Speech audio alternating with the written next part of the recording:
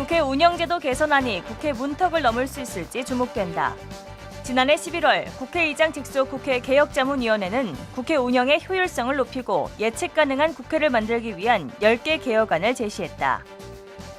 상시국회로 1년 내내 문을 열어 일하는 국회를 만들고 요일별로 의사일정을 일관되게 진행해 국회의 효율성과 생산성을 높이는 한편 불필요한 정쟁을 방지하고 국회의 장기간 공전사태를 막는 등 국민 눈높이에 맞는 국회 개혁을 위한 운영제도 전반을 손질하는 내용이다.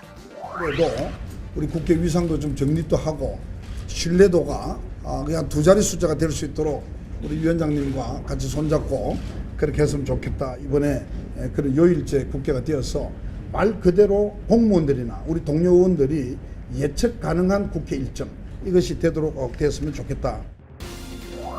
현재 10개 개혁안 가운데 4개 개혁안이 국회 운영제도 개선 소위원회를 통과한 가운데 오는 6월 국회 통과 여부에 관심이 쏠리고 있는데 이번 주 이슈 토크에서는 국회 운영제도 개선 방안에 대해 집중 토론해본다.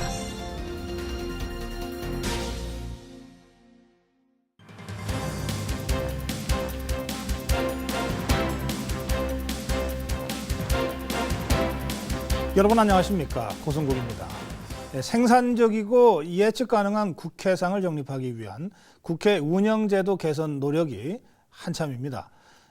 비록 기대했던 4월 임시국회 통과는 불발됐습니다만 오는 6월 국회에서는 처리될 수 있을지 주목되는데요.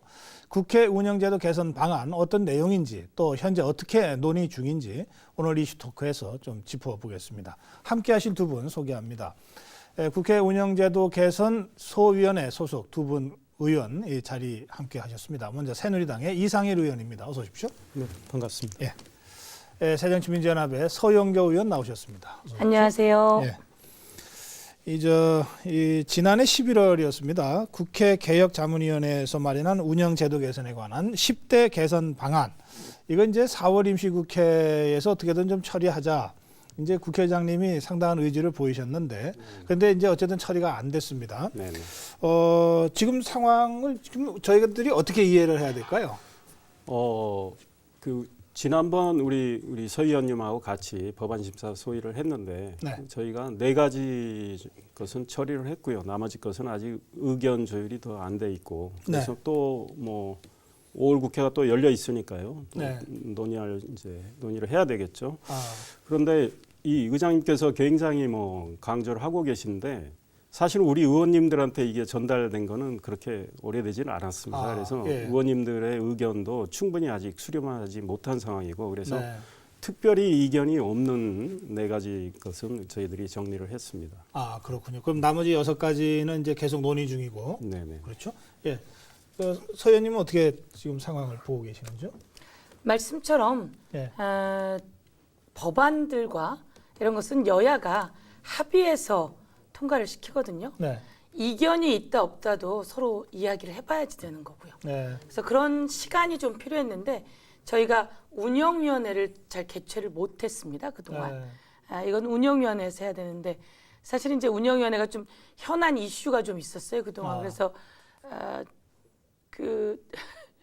정윤회 게이트 사건으로 저희가 국회 운영위원회에서 민정수석과 김기춘 비서실장 나와야 된다라는 네. 그 운영위원회를 개최가 사실 합의가 안 되면서 잘 안 되고 또 요번도 마찬가지로 이제 성완종 의원이 떠나면서 했던 그 리스트에 또 3분의 비서실장 이름이 있다 보니까 저희는 그 운영위원회 하자라고 네. 해서 그게 많이 합의는 안 됐는데 그 운영위원회가 요번에 사실 여야 합의로 돼서 그날 저희가 첫 소위를 열게 된 거고요. 그렇군요. 예, 그래서 지금 뭐 충분히 여야가 합의하면서 해나갈 수 있는 게 정치의 기본 정신이고 그래서 국회의장님이 야심차게 내놓으신 이 안에 대해서 저희가 지금 양 당이 서로 논의하고 있는 알겠습니다. 중입니다.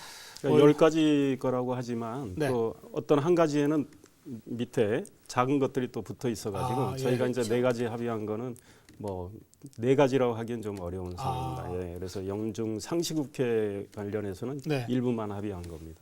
그렇군요. 알겠습니다. 좀 일단 소위에서 이제 4개의 개혁안에 대한 여야 합의가 있었다. 이게 통과가 됐다. 소위를 이렇게 이제 설명하셨는데 조금 구체적으로 짚어보겠습니다. 소위를 통과한 4개 안 중에 연중 상시국회 문제 지금 조금 전에 말씀하신 거 있는데요. 이게 지금 그 소위를 통과한 것이 어떤 내용이죠? 그러니까 3월하고 5월에는 네. 국회가 열질 않죠. 그러니까 현재는 2월, 4월, 6월, 네. 그다음에 9월부터 이제 12월까지 정기국회 정기국회. 예. 그게 열리는데 3월하고 5월에 2주 정도 후반부에 네. 임시국회를 또 열자 이런 내용인데요. 그게 예. 뭐 사실은 의원들이 지역 활동도 굉장히 뭐 활발하게 하고 있기 때문에 네. 시간적으로는 굉장히 뭐 빠듯합니다. 그런데 뭐 일부는 아니 지금 뭐 또 필요하면 그때 다 여는데 네. 굳이 이거를 뭐 규정으로 만들 필요가 있느냐 이견이 있었는데 그래도 3월, 5월 뭐 법안 심사 소위도 가동을 해야 될 필요가 네. 있는 상임위도 있고 하니 일주일 정도는 열자 해서 그거를 이제 합의해서 처리를 했죠. 지금 그 2월, 4월, 6월하고 이제 9월부터 12월까지는 이제 네. 그거는 다 열리게 돼 있잖아요. 네. 의무적으로. 그러면 1, 3, 5, 7 네. 하고 8 이렇게 네. 돼 있죠. 그런데 지금 3월하고 5월은 이제 열도록 하자고 이제 합의하신 네. 거 아닙니까? 네. 그러면 1월, 7월은 어떻게 되는 거예요? 그럼 방학인가요? 그렇게 생각하니까 문제인 거죠. 그런가요? 오늘 제가 예. 일정만 한 15개 정도 됩니다. 네. 15개 정도 되는데 지금 5월인데 국회가 열리고 있나요? 안 열리고 있나요? 어제 본회의 했잖아요. 그래요. 예. 필요한 것이 있으면 합의해서 주요한 사안은 합의해가지고 국회를 열면 되는 거고요. 그리고 지금 1월 뭐 예를 들면 지금 이 5월에 국회를 열어놓고 저희는 필요할 때마다 계속해서 소위를 하고 만나고 예. 듣고 수렴하고 정신없이 다니면서 법안은 끊임없이 만들어내는 거죠. 네. 그러니까 예를 들면 오늘 저희가 만나는 노인들, 독거 노인들에 대해서 행사를 하는데 이들을 어떻게 하면 또한 지원해 드릴 것인가 이런 법안 작업은 끊임없이 계속되고 있는 겁니다. 알겠습니다. 그다음에 예. 저 정기국회가 이제 통상 과거에 보면 그 우리가 9월부터 예산안을 하는데? 12월 31일 날 처리하고 그러잖아요. 네. 그런데 또 다른 법안 처리가 쌓여 있기 때문에 저희가 그동안에 계속 1월에 국회를 열었어요. 아, 예. 예. 그러니까 1월에 1월은 항상 쉬는 게 국회를 아니고 열었죠. 방학 개념으로 엄밀히 말하면 7월 한 달 정도고요. 8월에는 또 이제 예산 결산을 해야 되기 때문에 네. 8월에 항상 국회를 후반부에 또 열었습니다. 보름 정도. 예. 그래서 뭐 그런데 뭐 사실상 상시 국회가 가동되는 셈인데 이제 우리 정의아 의장님께서는 그걸 좀 국회법에 넣어가지고 좀 예측 가능성을 높이자. 그리고 의원들도 뭐 준비를 더 하게 하자. 뭐 이런 알겠습니다. 취지 예. 같은데요. 그 지금 말씀처럼 예, 아니 9월에 두 분이- 정기국회를 하려면요. 예. 8월, 7월 전부 다 그 준비를 해야지 됩니다. 예. 그냥 나오는 게 아니고 또 말씀처럼 8월에는 예산을 봐야 되기 때문에 알겠어요. 예. 예. 쉴 틈이 없죠. 7월에 그런데요, 쉬나요? 아무도 지금- 쉬지 않고. 예, 지금 예. 두 분이 말씀하시는 거 국회가 굉장히 열심히 일하고 있다. 이거는 제가 그 일반 청취자들 질문에 이제 네. 설명해 주는 내용들이에요. 네. 그렇게 놀고 있는 국회가 아닙니다. 사실은 이렇게 열심히 일합니다. 네. 저는 그렇게 설명을 하지만 네. 국민들 입장에서는 여전히 뭐 일은 안 하고 세비는 딱딱 받아가는 네. 이 고비용 저효율 국회라고 하는 인식이 있잖아요. 네. 예? 그러니까 그 국민들이 그렇게 인식하는 것을 어쨌든 좀 바꿔주거나 해소시키거나 뭔가 하여튼 그런 노력은 필요하지 않나요? 노력이 필요하죠. 지금 실제로 이제 그렇게 법을 고치면 예. 다른 나라 국회하고 비교할 때 이거 꼭 비교를 해야 되는지는 모르겠습니다만 그래도 뭐 미국이나 일본이나 선진국 국회들하고 우리 국회가 일의 양에 있어서는 어떻게 되는 겁니까 그러면? 지금 뭐 제가 중앙일보 워싱턴 특파원을 했기 때문에 예. 미국의 경우를 이렇게 보면 미국은 사실 우리보다 방학은 훨씬 많습니다. 그러니까 미국이 국회를 가동하는 이렇게 시기를 합치면요. 네.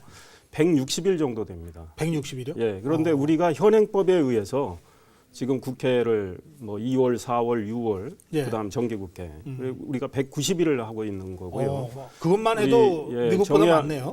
네, 그렇습니다. 정의아 의장님 안에 따르면 저희가 한 225일 정도 하게 돼 있습니다. 예. 그러니까 영국도 150일 정도 합니다. 네. 프랑스도 140일 정도. 일본이 좀 많이 하는데 210일 정도 합니다. 그런데 예. 사실은 뭐 길의 문제라기보다 저희가 우리 소영교 의원님 뭐 진짜 열심히 하시고 진짜 의원님들 열심히 하는 분들이 많은데 또 일부는 상임위 사정에 따라서 예. 특정 쟁점이 생기면서 뭐 불량 상임위 이야기까지 나올 정도로 예컨대 옛날에 제가 속했던 미래창조과학 방송통신위원회는 사실 8개월 동안 법안 하나 처리를 또 못했어요. 그래요. 이런 예, 것들이 예. 부각이 되다 네, 보니까 국민들께서 의원들이 뭐 일 안 하고 싸움박질만 하느냐 이제 이런 네. 것들이 있는데 사실은 뭐 국회가 나름 열심히 가동이 되고 있는데 우리가 큰 쟁점을 놓고 여야가 크게 충돌함으로 인해서 네. 그런 것들이 이제 가려지니까 그렇게 되는 것 같아요. 그러나 알겠습니다. 예. 의원들이 좀 더 쟁점이 없는 법안은 좀 더 빨리 처리해서 그거는 뭐 민생과 관련된 거나 해서 처리해서 넘기고 그다음 또 쟁점이 있는 건 좀 더 머리를 맞대고 노력하고 이런 모습은 필요한 것 같습니다. 그 열심히 일하시는 국회의원들 입장에서는 좀 억울한 심정이 드실지도 모르지만 그러나 언론 입장에서 아니 기자 출신이잖아요. 언론 입장에서는 잘하는 점 칭찬보다는 못하는 점 문제점 지적하는 거가 우선 가는 거 아니에요? 네, 그렇습니다. 그런 점부터 이해를 해주셔야죠. 그것도 문제가 있죠. 아, 그래요? 우리 이상일 의원님 기자하다가 예. 국회의원 해보니까 정말 일이 많잖아요. 정말 일이 많습니다. 그러니까 저는 법사위예요. 법사위는 법안을 얼마나 많이 통과시켜야 되는지 모르고요. 제가 일소위 법사위 고유 법안을 합니다. 이번에 상가임대차 법안 같은 경우에는 네. 예, 권리금 제도를 위해서 이 연구를 정말 법무부에서 하고 제가 또 시민단체하고 일소위에서 법안을 또 해야지 되고요. 전 이소위에 16개 상임위원회에서 들어오는 법안을 또 다 봐야 합니다. 네. 다 보고 또 청원 소위를 해요. 그다음에 저 같은 경우는 예결위원을 했고요.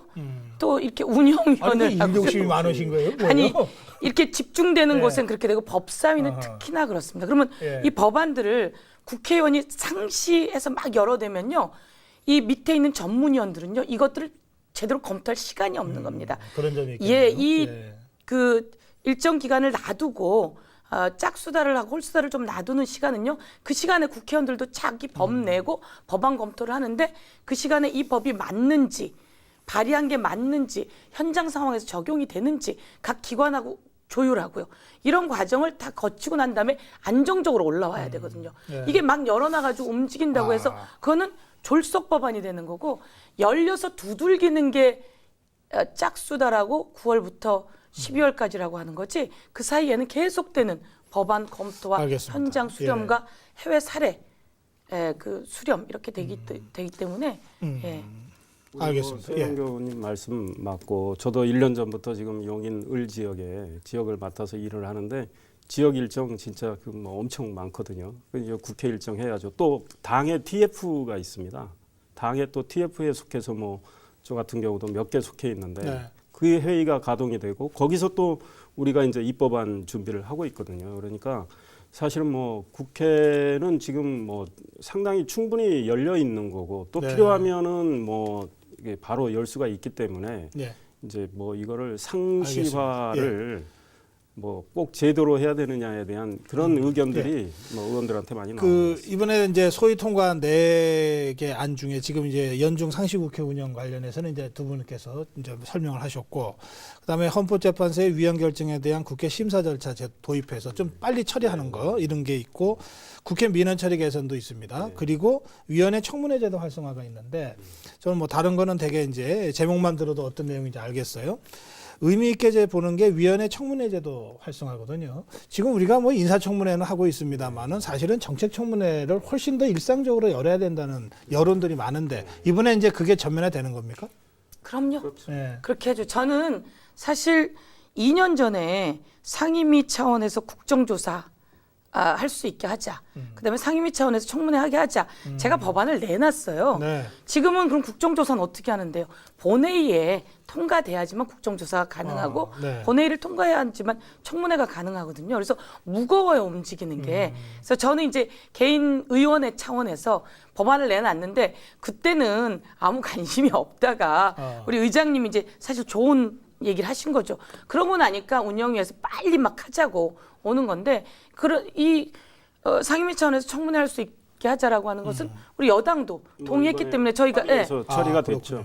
저희가 법안으로 내놨을 때 잘 안 올라오던 건데 그래서 이건 좋다 빨리 합시다. 알겠습니다. 그렇게 예. 해서 이게 해나가게 지금 되는 거죠. 미국의 경우는 하루에 한 30개 정도의 청문회가 양원에서 열립니다. 그런데 굉장히 그 인텐시브하게 열리고 뭐 가서 이제 들으면요 참 깊이 있게 배우는 게 많거든요. 그래서 네. 꼭 필요하고 18대 국회도 청문회를 하긴 했습니다. 네. 그러니까 한 10여 건 정도의 청문회가 있었죠. 그리고 뭐 상지대 문제랄까. 제가 속한 지금은 교육문화위 같은 경우 상지대 사태 같은 경우는 저는 뭐 청문회가 좀 필요하다고 생각을 하게 되는데 이제 네. 이게 국회법이 아마 하셔야 6월에 됩니다. 통과가 될 겁니다. 그래서 상임위 차원에서 필요한 주요 현안에 대해서는 네. 청문회를 통해서 문제를 진단을 하고 해결책을 모색하고 그 그렇게 될 청문회가 겁니다. 이제 그야말로 상시적으로 365일 국회에 가면 어떤 주제든 청문이 열리고 있다. 예컨대 이렇게 된다면 그 주제와 관련된 전문가들이나 이해관계자들이 다 그 청문을 통해서 입장도 표명하고 여야의 입장을 비교할 수도 있고 이제 그렇게 되는 거 네, 아닙니까? 네, 그렇습니다. 아, 그 이제 말씀처럼 청문회가 국회 본회의 의결을 통해서 하는데 이제 상임위 차원에서 필요하다면 하자. 네. 상임위 의결로. 그렇게 되면 더 빨리 열려지고요. 국회는 TV를 통해서 나오는 회의 두들기는 게 안 보일 뿐이지 네. 의원님도 그렇고 저는 오늘 제가 또 토론회를 하나 또 잡아놨거든요. 그러니까 청문회처럼 정부 관계자와 이해 관계자들이 같이 모여갖고 알겠습니다. 토론하는 토론회는 예. 끊임없이 국회에서 열리고 있고 뭐 저는 대표 발의한 법이 89개나 됩니다. 네. 그리고 공동 발의한 법이 650여 개가 되고요. 네. 사실은 이 운영위에서 제도 개선으로 옮겨놔야 될 법안도 되게 많지요. 했는데 이런 게 이제 그 운영위가 좀 더 빨리 움직이게 해나가면서 통과시켜야 될 알겠습니다. 과제가 있는 예. 거죠. 이제 그 앞으로 계속 심의해야 될 6개 안이 있는데요. 그 중에 보면 의사일정 요일제라고 하는 게 있더군요. 예. 이거는 어떤 겁니까? 설명 좀 해주세요. 그러니까 취지는 이해가 됩니다. 그러니까 네. 월요일은 전체 일을 하고 왜냐하면 장관들은 또 자기가 속한 네. 우리 소관부처 다 모아놓고 회의를 해야 되니까 월요일은 뭐 오후에 전체 일을 하고 또 금요일의 경우는 공청회를 하고 뭐 그다음에 수요일은 목요일은 법안 심사 소위를 가동하고 뭐 이래서 예측 가능성 뭐 이런 측면에서는 그 뭐 일리가 있다고 생각합니다. 그리고 공무원들도 뭐 나름대로 거기에 맞춰서 이제 자기들의 어느 정도 예상하면서 스케줄을 짤 수가 있으니까 그런데 이제 좀 기계적이라는 생각이 들고 그 의원들의 또 활동에 좀 제약 요인이 됩니다. 사실은 뭐 상임위별로 다 상황이 좀 다르기 때문에 네. 또 상임위원장 여야 간사가 협의를 해서 주로 일정을 짜고 있는데 그렇죠. 예.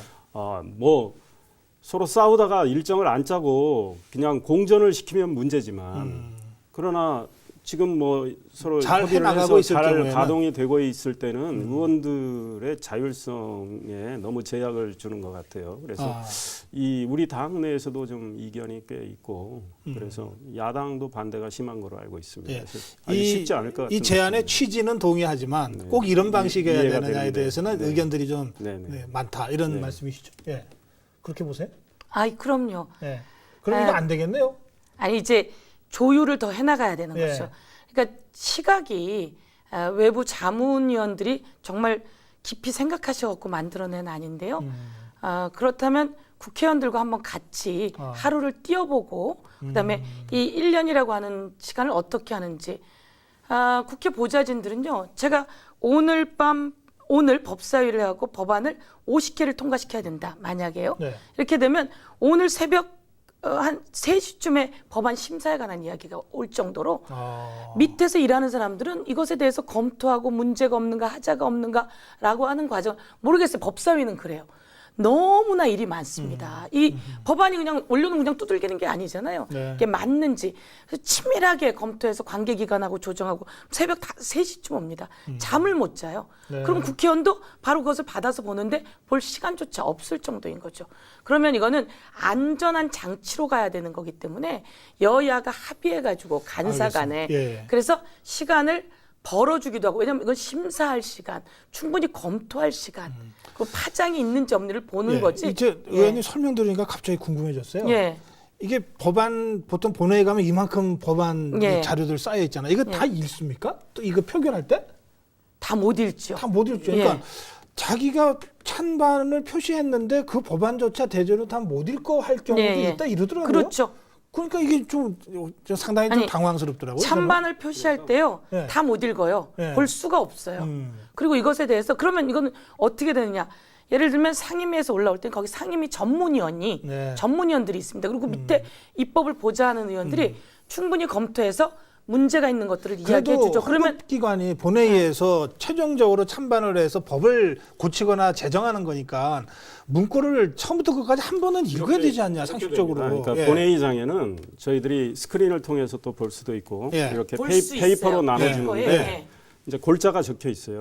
이제 골자 그래서 아마 거의 모든 의원님들은 적어도 골자를 골자는 보고. 예. 찬반을 합니다. 그래서 이 골자에서 약간 확신이 안 들 경우 뭐 기권하는 분들도 예. 꽤 있고 저도 그런 적이 많은데 그러나 다만 이제 해당 상임위를 통과를 했고 또 거기에서 법사위를 신뢰를 통과를 하는 했기 거죠. 때문에 아 그래도 이 법안이 무난하게 심의가 됐겠구나 이런 믿음은 일단 갖고 있죠. 그러나 그렇죠. 이제 나름대로 골자를 보면서 아 예. 이건 내 생각하고 좀 다른데 할 경우는 기권하거나 반대를 하고 있습니다. 그렇군요. 그러니까 뭐 저는 두 분 말씀에 충분히 공감이 가는 게 국회의원이 정말 입법자로서의 역할을 책임 있게 하려면 충분한 준비와 이런 게 필요한데 마치 입법 기계처럼 이렇게 몰아붙이는 것은 적절치 않다. 안 그런 말씀이시네요. 되죠. 예, 그러니까 상임위를 나누는 거는요. 네. 그 상임위에서 그와 관련한 법안, 현안들은 우선 책임지십시오라고 해서 상임위를 나누고 거기서 충분히 그러니까 의원만이 하는 것이 아니라 보좌진, 전문인, 그다음에 정부 관계자가 충분히 협의해서 법을 거기서 논의해가지고 만들고 소위 통해서 충분히 협의해서 만들고 상임위 전체에서 통해서 와요. 그럼 이제 또 법사위로 오잖아요. 예. 법사위의 전문위원들이 위헌 소지는 없는지, 작구의 문제는 없는지, 그리고 상임위에서 올라올 때 조금 미비한 게 있으면 상임위가 또 법사위에다 이야기를 합니다. 그럼 법사위 전문위원들이 또 밑에 이 입법기관 관계자들이 다 있어요. 같이 밤새워 하고 그걸 우리 보좌진들하고 이야기하고 그럼 저희가 또 국회의원들이 한 번 더 보고요. 그래서 여기서 혹시 문제가 된다 그럴 땐 또 상임위에서 오거나 여야 원내대표가 이야기를 해줍니다. 알겠습니다. 여기서 이런 걸 고쳐달라. 그래서 몇 번의 거르는 절차를 가지면서 완벽하게 하는 거죠. 그리고 난 다음에 내 상임위가 아니어서 좀 모르겠다라고 했던 법안은 우리 모니터에 올라와 있고 종이로도 또 예. 정리돼서 올라와 있죠. 이런 개선 방안을 이제 자문위에서 제안을 했지만 실제 국회의원들이 어떻게 의정 활동하면서 움직이는지를 좀 충분히 그 현장감을 가지고 좀 더 토론해보고 이렇게 그렇죠. 하는 것이 좋겠다. 이제 예, 이렇게 예, 예. 예, 말씀 정리해 놓고요. 대정부 질문 개선 논의도 있던데요. 네. 지금 대정부 질문 개선은 뭐 좀 대정부 질문 시간을 좀 단축한다든지 뭐 이런 내용이던데요. 어떻게 네. 말씀하시겠어요? 지금 대정부 질문 사실은 굉장히 문제가 있어요. 네. 뭐 저도 현재의 기자 제도가? 시절부터 예. 인식을 왜냐하면 그 대정부 질문의 성격에 대해서 뭐 이야기를 하면 좀 이야기가 길어지겠죠. 이게 뭐 대정부 질문이 아니고 어떤 때는 좀 이게 정치 공방으로 너무 흐르는 측면도 네. 있고.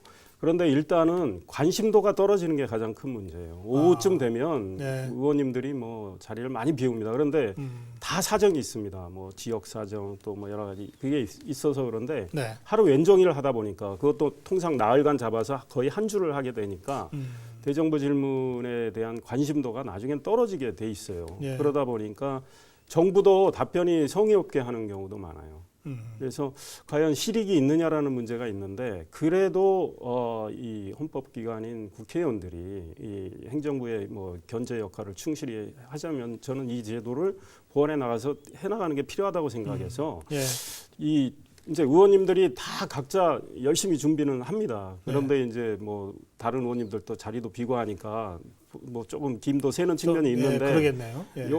욕심을 내다 보니까 1부터 10까지 하려고 해요. 그러다 보니까 중복 질의도 많아요. 아, 그러니까 이제 네. 뭐 의원님들은 오전쯤 듣고 나면 대충 이런 질문이 나오겠거니 하고 오후에는 비게 되는데 그 아마 교섭단체별로 좀 저기를 해서 집중질의 이제 비슷하게 해서 의원별로 나눠서 누구는 1부터 2까지 하고 누구는 3부터 4까지 하고 해서 질문을 좀 인텐시브하게 하면서 좀 더 치밀하고 좀 더 구체적으로 이렇게 질문해 나가면 어떨까 싶고요. 네.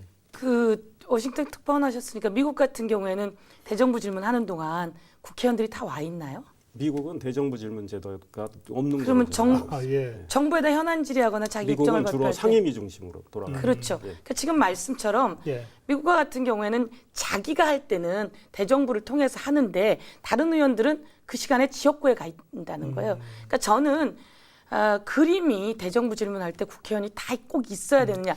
최대한 있으면 저는 좋다고 생각하고요.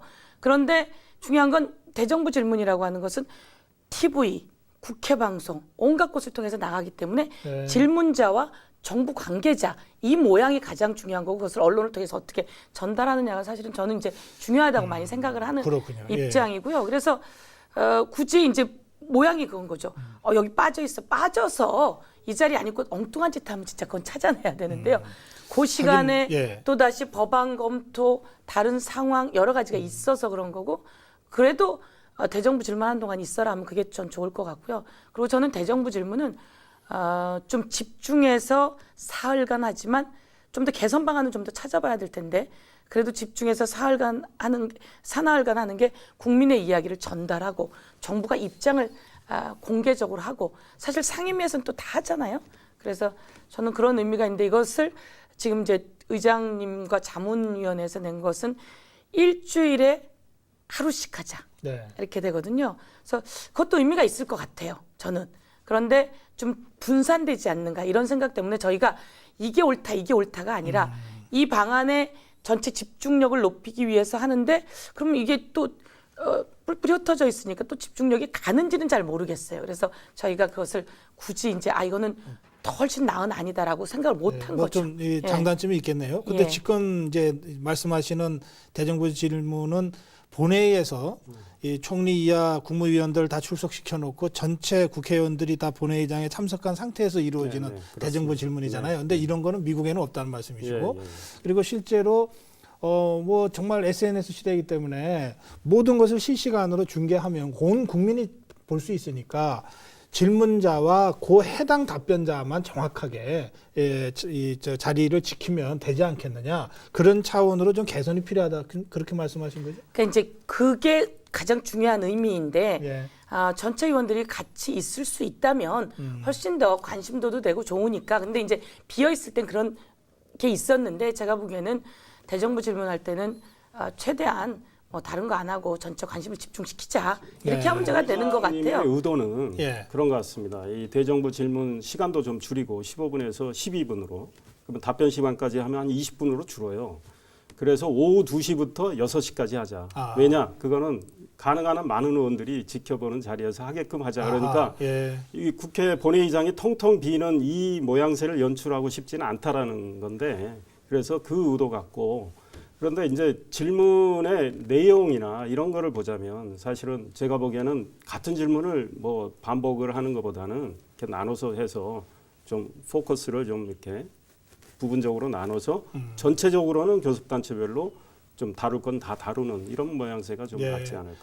근데 보통 이제 정기국회는 물론이고 임시국회 경우에도 원내 지도부가 전략이라고 하는 걸 짜잖아요.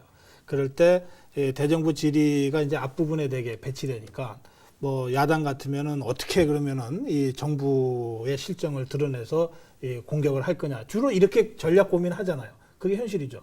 그럼 여당은 어떻게 그럼 방어하면서 이 정부를 하여금 변명할 기회를 잘 줄 거냐. 이렇게 혹시 고민하고 여당은 꼭 그렇지는 않습니다. 예. 저도 뭐 저 원내 부대표지만 그 뭐 정부가 잘못한 거에 대해서는 뭐 야당 이상 저희도 뭐 질타를 하고 그러셔야죠. 지적을 하고 고쳐야 되니까 그래서 뭐 우리가 뭐 정부의 보호막 역할을 하자라는 생각은 해본 적이 없고 네. 또 그런 전략을 짜본 적도 이상일 의원님은 그러셔요.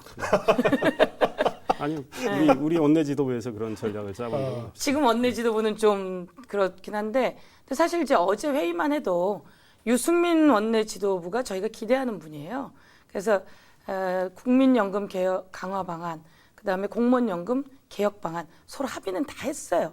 우리 의원님도 아시고 실무기구에서도 다 합의해서 온 건데 이제 다 아시면서도 또 나와서는 국민연금 우리가 언제 합의했냐 이런 식으로 얘기를 하면 그게 공방이 되는 거죠. 그래서 저는 저희는 이제 원내 지도부가 한 것을 다 추인하고 믿어주고 그렇게 가고 그런데 이제 지금 새누리당에서는 조금 입장이 좀 다르죠. 그래서 저희가 제가 이제 원내 대변인 할 때 마지막 날 국회 지난번 5월 6일이었죠. 마지막까지 기다렸거든요. 왜냐하면 유승민 대표께서 오셔가지고 우리가 표결이라도 할 예정이다.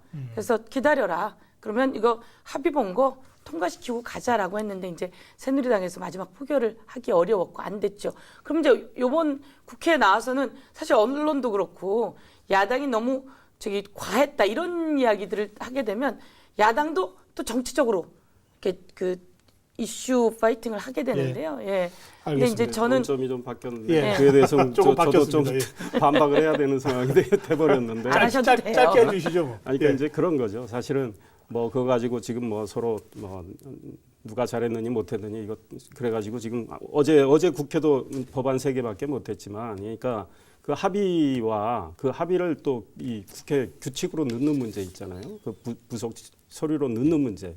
이거하고 이제 다르다고 판단하는 거죠. 그런 건데 뭐 오늘 논점하고는 좀 알겠습니다. 예, 관계가 아니, 없어요. 그러니까 여당이 제가 말씀드리는 건 이상일 의원님은 아니라고 하시는데 정부를 방어하고 정부 얘기를 그 정부가 변명할 수 있는 기회를 주고 이러는 속성을 갖고 있어요. 야당도 마찬가지로 저쪽을 끄집어내고 뭐 파헤치고 해야 되는 속성을 갖고 있어요. 근데 제일 중요한 건 그런 속성을 서로 갖지 말고 청와대도 이렇게 명을 내리듯이 하지 말고 네. 서로가 독립적인 기관으로 되면 좋은데 저희도 거기를 땡기지 않으면 저희가 존재하는 의미가 없는 것처럼 어쩌면 여당에다가 이야기를 같이 동조해주면 야성은 어디 갔냐 이런 식이 된다고요. 근데 저희는 이런 거죠. 국민을 위해서 여당이나 야당이나 같이 좀 진심으로 논의를 하고 그리고 합의된 것은 좀 또 통과도 시키고 그렇게 하면 좋겠다는 생각이 드는 거예요. 예. 그러니까 정부가 잘하는 일에 대해서야 뭐 저희가 당연히 잘했다고 이야기를 하고, 그거는 사실 정부 여당이 국정을 책임지고 이끌기 때문에 그거는 뭐 정부를 어떤 면에서 야당이 보기에는 정부를 두둔하는 것처럼 보일지 몰라도 그게 일종의 속성이라면 속성이죠. 그러나 정부가 명백히 잘못하고 문제를 일으켰을 때 여당이 비호하고 두둔하고 예. 무조건 감싸고 지적해야죠. 이러지는 않는다라는 이야기예요. 지금 저희가 이제 그 대정부 질문 개선 방안에 대해서 논의하다가 이제 현안까지 이제 갔다가 왔는데요. 이제 두 분 말씀을 가만히 들어보면 현행의 대정부 질문 이 제도를 유지하되 가급적이면은 많은 국회의원 또는 전체 국회의원들이 다 참석한 상태에서 좀 압축적이고 심도 있게 대정부 질의가 나가고 정부의 답변이 나오도록 이 본회의의 대정부 질의 방안을 좀 개선했으면 좋겠다. 이런 취지를 갖고 계신 것 같고요. 그런 점과 관련해서 뭐 요일을 이렇게 나누는 게 좋겠는지 아니면 지금의 제도 하에서 조금 그 운영의 묘를 좀 살려서 이걸 집중도를 높이는 게 좋겠는지에 대해서는 앞으로 계속 고민하겠다. 그렇죠. 예. 이렇게 이제 정리해도 되겠죠? 네네. 예, 야당 그럼, 입장에서는 시간 줄이는 건 네. 이게 또 야당의 속성이라서 그 국회의원이 없더라도 어차피 국민에게는 다 알려지기 때문에 시간을 더 하는 게 필요하다. 이건 야당의 속성으로 그렇게 있습니다. 알겠습니다. 예. 그래서 지난번에는 어떤 장관 보고 답변이 너무 길어가지고 네. 그 한 35분쯤 갔나요? 그런 아, 경우도 있습니다. 그리고 통상 한 일문일- 25분 정도 일문일답이 가능하죠. 일문일답으로 하고 있습니다. 예. 네. 예, 알겠습니다. 근데 요걸 어쨌든 조금 개선해 보자 하는 이 여당과 또 시간은 안 된다. 야당의 입장이 약간 좀 엇갈리고 있는 대목이 있습니다. 예. 자, 그다음 주제가 국회의원 체포동의와 관련된 겁니다. 지금은 이게 72시간 일단 그 국회에 넘어오면 72시간 안에 처리하도록 돼 있고 72시간이 경과되면 자동으로 이게 폐기되는 걸로 돼 있잖아요. 이걸 72시간이 경과되면 자동으로 본회의에 올리는 걸로 고치자. 지금 표결, 이게 아니죠? 예, 예. 예, 본회의 표결로. 예. 네, 사실은 이 문제는 소위에서 깊이 우리가 이야기를 못했는데 네. 뭐 저는 뭐 그렇게 할 필요가 있다고 생각을 하는데요. 물론 야당 의원 법안도 그렇게 나와 있고요. 또 원혜영 전 우리 야당의 원내대표님도 그런 이야기를 하신 적이 있는데 우리 법안심사 소위에서는 아직 이 문제는 뭐 이렇게 토론이 진행이 되질 않았습니다. 네, 그래서 의원님은 이런 개선이 저는 필요하다. 뭐 필요하다고 생각을 합니다. 예, 의원님은요? 야당 의견을 잘 모르겠습니다. 야당은 체포동의안이 왔을 때 거부한 적이 없어요. 야당은 다 체포돼서 갔고요. 오히려 체포동의안에 저희는 그 반대표를 던지거나 그런 적이 없습니다. 체포동의안이 부결된 건 여당 의원들이 체포동의안이 왔을 때예요. 그리고 여당이 숫자가 많기 때문에 그래서 부결되는 경우가 많고요. 저는 그냥 야당 의원으로서는 그 과거에 우리가 이런 제도를 만들었던 것은 권력이 표적 수사, 탄압 그리고 입에 재갈을 물리려고 하는 네. 긴급조치 때 박정희 대통령 때 뭐 전두환 대통령 때 그런 게 많았잖아요. 그런 거로부터 기본적으로 정치 영역을 보호하는 것이다라고 하는 것에서 이 의미가 있는 것이기 때문에요. 저는 이게 부패와 비리가 그건 어차피 재판을 더 거쳐 가야 하겠지만 표적 수사의 의미가 아니라면 제가 보기엔 이런 제도가 개선안도 필요할 것 같고요. 네. 그러나 문제가 있는 사람들은 언젠가는 제가 보니까 지난번에 송강호 의원 같은 경우도 부결되었지만 끝내는 또 체포되어 가는 것처럼 제가 보기엔 이 제도는 굳이 국민들이 야 너희들은 나쁜 짓 하고도 체포동의안이 그렇게 폐기가 돼? 이렇게 볼 것이 아니라 이것이 원래 가졌던 의미 여론에 의해서도 그렇고 수사기관에 의해서도 그렇고 부패했을 때는 뭐 어느 누구도 보호하지 않고요. 그래서 저는 연행되고 구속 수사 받아야 된다 이렇게 생각합니다. 이제 예. 수사의 성격을 놓고는 논란이 생길 수가 있는데 이건 일종의 제도기 때문에 이제 뭐 부결된 경우에 또 많은 이제 국민의 질타도 받고 했기 때문에 제도로서 좀 깔끔하게 정리할 필요가 있다라는 생각이 드는 거죠. 네. 그런데 왜냐하면 지금 이 제도 때문에 현행 제도 때문에 사전 구속영장이 신청된 우리 국회의원들 경우에 그 영장 실질 심사를 자기가 나가서 받겠다고까지 했는데도 이 제도 때문에 못 나가는 거거든요. 예. 그래서 그런 문제도 해결을 해주게끔 해서 72시간이 지나면 자동적으로 표결하도록 하는 게 맞을 것 같아요. 알겠습니다. 뭐 대체로 방향은 뭐 여야가 다르지 않은 것 같은데 이 부분은 어떻습니까? 체포동의안과 이제 석방 요구안 이게 이제 인신과 관련된 거기 때문에 무기명으로 지금 돼 있지 않습니까? 이거를 기명으로 전환하자고 하는 의견도 같이 있는 것 같은데요. 그러니까 지난번 부결 때문에 막 별별 아이디어가 다 많이 나왔는데 이제 인사에 관한 거라서 사실은 뭐 저는 기명이든 무기명이든 상관은 없다고 생각합니다. 그런데 일종의 이제 인사에 대해서는 무기명 표결이 원칙이라는 그런 원칙이 있기 때문에 뭐 다른 의원님들 의견도 많이 들어봐야 되겠지만 개인적으로는 그런 원칙을 지켜주는 게 좋지 않을까 뭐 이런 생각도 들고요. 그렇군요.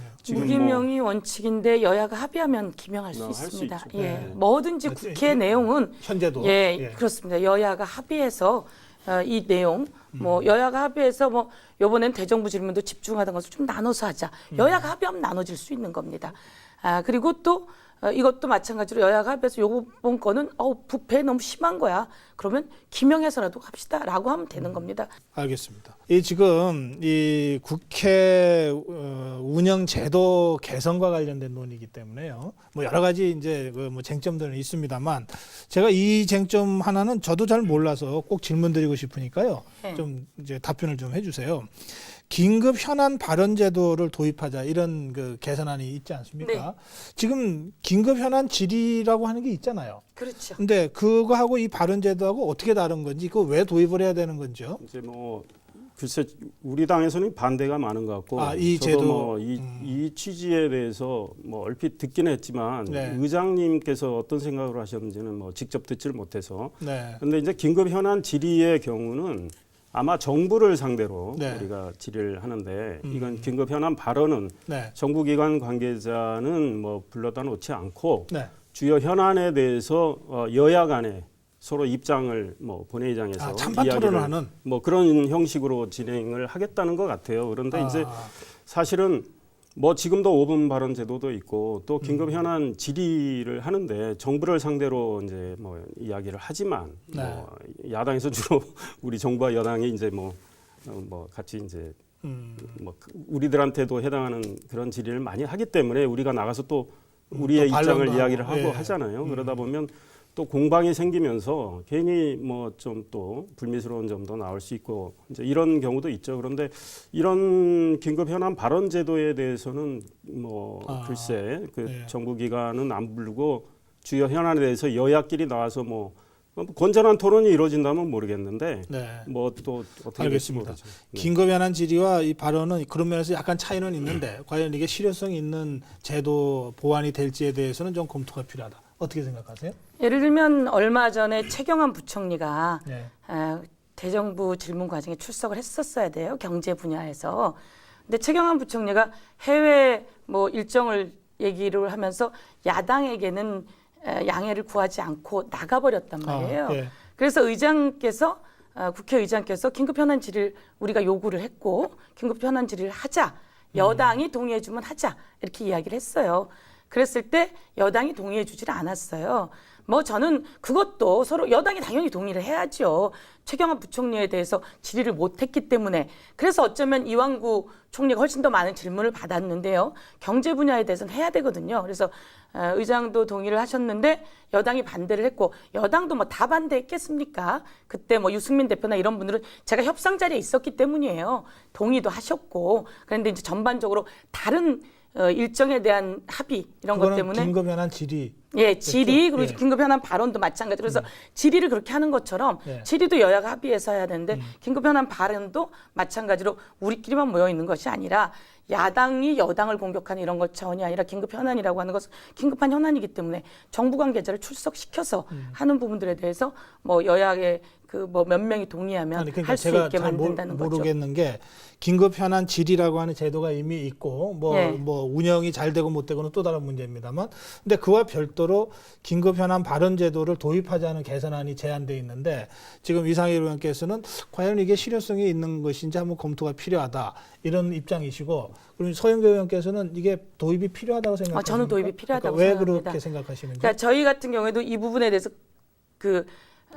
뭐랄까 깊숙이 그 당내에서 합의를 본 상황은 아닌데요. 예. 제가 보기에는 긴급하게 필요해서 요구해가지고 정부 관계자를 불러서 하는 것이기 때문에 저는 네. 뭐 그것도 여당도 특별히 뭐 반대할 건 아니지만 지금 있는 제도가 그것을 커버할 수 있다 이렇게 판단해서 이 이야기를 안 하는 것 같은데, 제가 보기에는 이런 제도는 뭐 보완을 해나가는 것도 필요하겠다 이렇게 제가 생각이 듭니다. 이해하기로는 지금 정부 관계자를 부르는 건 아니에요. 이 제도는. 그래서 정부위원을 추가해서 부르는 것으로 이렇게 되어 있는데. 그래요. 네. 지금 저희가 우리가 사실 뭐 그러니까 이게 의장님 아니라서 긴급 저희가 좀 현안이 부족한 생길 부분이 있어요. 경우에는 이제 네. 해당 상임위에서 예컨대 뭐 북한이 지금 뭐 잠수함에서 미사일 발사했다. 그럼 바로 이제 해당 상임위가 열잖아요. 예. 그래서 뭐 그때는 뭐 장관들 부르고 해서 하지만 이제 이거는 본회의 상황에서 하자는 건데. 예. 그래서 또 뭐 여야 간에 그 정쟁하는 모습, 싸우는 모습을 노출하지 않을까 이런 걱정이 있는 거죠. 그런 걱정이지만 이제 또 확인해야 되고, 내용은 긴급 현안 질문에 정부위원 출석 요구 제도를 보완하는 이런 내용이기 때문에 제가 보기에는 이제 긴급 현안이나 이런데 정부위원을 출석하게 하는 이런 내용의 이야기였던 것 같아요. 예. 이게 오늘 국회 운영 제도 개선과 관련해서 이 상시국회를 비롯해서 4개 개선안을 이제 이미 소위를 통과했고, 이 4개 개선안에 대해서 이제 설명을 들었고요. 남은 6개 개선안을 중심으로 해서 이제 이런저런 의견들을 좀 들어봤는데요. 뭐 이 개선하려면 이것만 있겠습니까? 뭐 그 밖에도 더 많이 있을 수 있는데 10개 중에서도 이것이 제일 중요하다고 생각하시는 것, 또는 10개 이외에 사실은 이것이 더 중요한 것 같다 생각하시는 거 마무리 말씀으로 좀 차례차례 듣겠습니다. 먼저 이상일 의원께서요. 뭐 아까 4개 중에 하나 이야기 안 한 게 우리 이제 청원과 관련된 겁니다. 예. 이게 국민의 기본권과 관련된 건데 사실은 뭐 제가 낸 법안이라서 그러시군요. 예. 그래서 이거는 이 18대 국회 청원이 272건이 있었는데 3건밖에 처리가 안 됐거든요. 네. 그리고 좀 국회가 성의 있게 대응을 못했어요. 그래서 이거는 청원 처리를 좀 90일 이내에 하자. 또 연장할 때는 60일 이내에 연장해서 하여간 국민들이 낸 청원에 대해서 우리가 성의 있게 처리해서 또 입법으로 반영할 건 하자. 뭐 이렇게 된 거고요.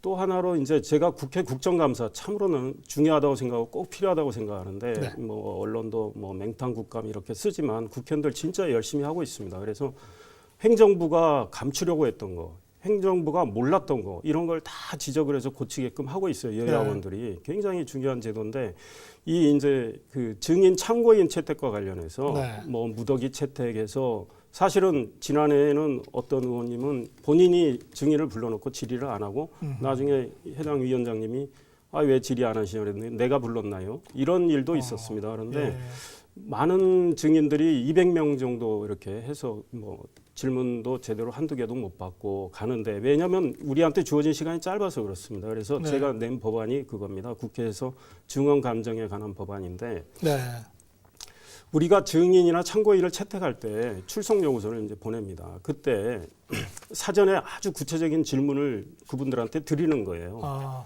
그래서 그분들이 성의 있게 서면으로 답변을 해서 그 궁금증이 충분히 해소됐다고 판단했을 때는 증인 참고인을 굳이 출석시키지 않아도 빼는 거죠. 나중에 신청을 했다가. 왜냐하면 그러면 증인 참고인을 무더기 채택하는 문제도 해소될 수 있고, 오히려 그 알차게 이거를 우리가 그쪽 입장을 들을 수 있는데 실제로 제가 지난해 해봤습니다. 네. 모 대학이 분규가 있어서 이사장과 총장 측 질문을 10가지를 똑같이 드리고 답변이 구체적이면 여러분들은 제가 증인 처리하겠습니다 했더니 진짜로 성의 있게 왔어요. 아하. 그런데 어차피 불러서 해봐야 한 가지씩만 질문해도 시간 다 지나가 버리고 그 입장을 누가 옳은지를 우리가 구분할 수가 없습니다. 제가 받은 서면 답변도 어느 쪽이 옳은지를 구분하기 어렵더라고요. 다만 네.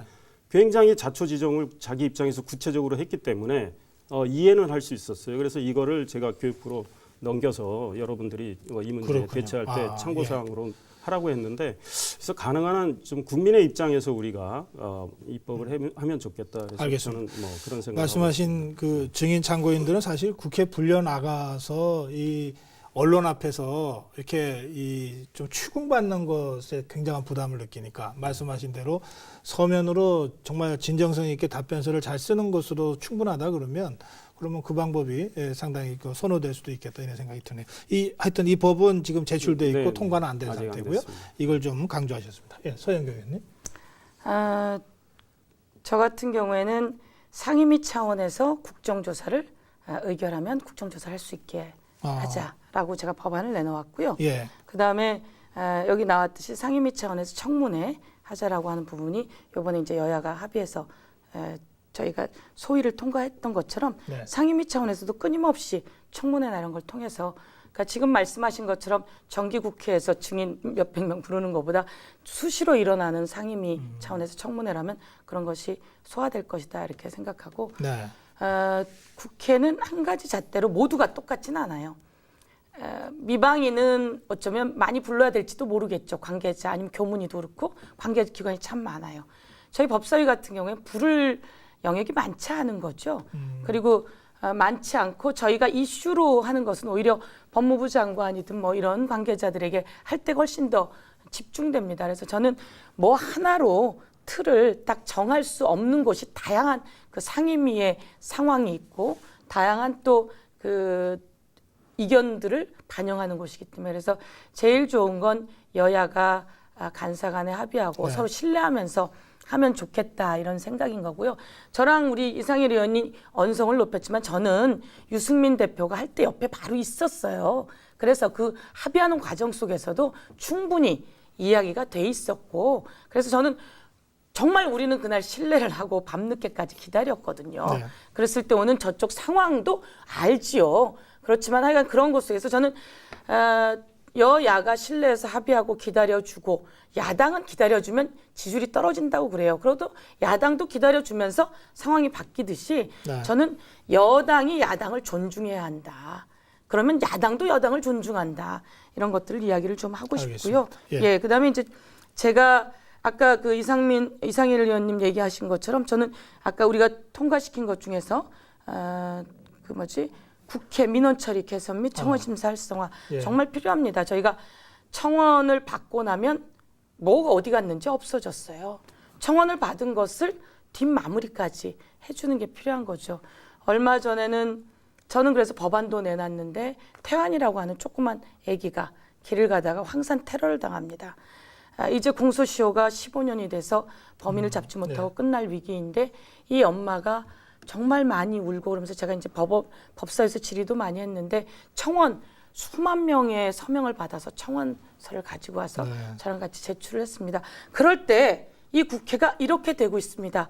이렇게 하고 있습니다. 국민권익위 통해서 했습니다라고 하는 의장님 아주 좋은 제안을 하셨어요. 적극 동의하고 저는 이제 국회가 또 청원대 오면 청원된 걸 가지고 법안으로 성안해서 해내는 게 필요한데 이제 저는 그래서 법안을 만들어 놨죠. 그래서 법사위에서 통과시켜내야 되는데 국회는 이제 아까 말씀드리듯이 법 통과도 있지만 귀를 기울이러 다녀야 되거든요. 네. 현장에서 얘기를 들어야지 되고 그러는 과정이 전체 국회에서 진행되는 과정이라서 고쳐내야 될 거, 제도 개선해야 될 거, 그리고 알겠습니다. 우리도 바뀌어야 될 것이 많습니다. 근데 국회가 열심히 뛰고 있다는 것도 또 국민들도 알아주셨으면 좋겠습니다. 황산 테러 당한 그 사건은 저도 여러 차례 인터뷰를 한 기억이 있는데 아직 공소시효 연기가 안 됐죠? 안 됐습니다. 알겠습니다. 예. 지금 저 서영교 의원 이 상임위 중심의 국회 운영을 위해서 구체적인 여러 가지 그 법률안도 냈다 이렇게 설명 들은 걸로 오늘 마무리를 해야 되겠습니다. 두 분 예. 말씀 잘 들었습니다. 고맙습니다. 감사합니다. 네, 오늘 저희가 짚어본 여러 방안들 국회 운영의 효율성을 높이는 이 지름길이 됐으면 좋겠습니다. 일하는 국회, 국민으로부터 신뢰받는 국회가 될 수 있도록 국민 눈높이에 맞는 국회 개혁 기대해 보겠습니다. 오늘 여기서 마무리합니다. 고맙습니다.